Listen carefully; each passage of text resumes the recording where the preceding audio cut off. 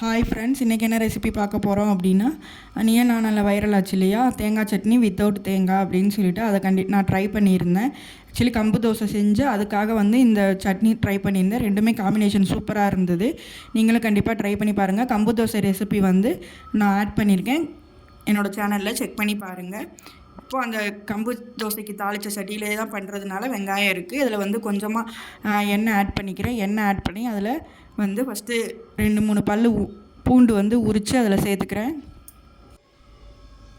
பூண்டு பல் சேர்த்ததுக்கப்புறம் சின்ன இஞ்சி, ரொம்பவுமே சின்ன இஞ்சி சேர்த்துக்கிறேன். இஞ்சியோட வாசம் அதோட டேஸ்ட்டு பிடிக்கும்னா இன்னும் கொஞ்சம் சேர்த்துக்கலாம். நான் ரொம்ப கம்மியாக சேர்த்துக்கிறேன். இப்போ இது ரெண்டுமே லைட்டாக வதங்கினதுமே இது கூட பெரிய வெங்காயம் 2 கட் பண்ணி வச்சுருக்கேன்.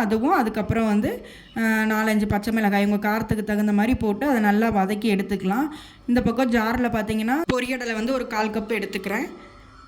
எடுத்துக்கிட்டு கூட கருவேப்பிலை போட்டு அரைச்சிக்கிறேன். நான் எந்த சட்னி இல்லாமே கொஞ்சம் கருவேப்பிலை போட்டு அரைப்பேன். அது நல்லா டேஸ்ட் இருக்கும்.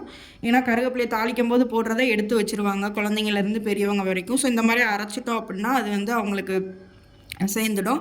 ஸோ அதுக்காக எந்த சட்னிலையுமே நான் கொஞ்சமாக கருவேப்பிலை சேர்த்துக்கிடுவேன். இதுலேயும் சேர்த்துக்கிறேன். இப்போ தாளித்த பொருள்லாம் கொட்டி நல்லா அரைச்சிட்டு வந்துடலாம், தேவையான அளவு தண்ணி ஊற்றி. இப்போ இந்த சட்னிக்கு ஒரு தாளிப்பு கொடுத்துடலாம்.